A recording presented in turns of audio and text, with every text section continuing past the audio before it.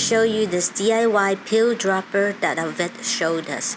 I think it is brilliant, and you just slice off the top of a plastic syringe and place the pill inside.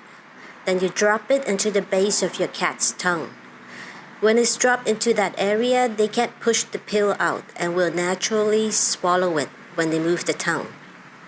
You can adjust the depth of the barrel by moving the plunger up and down.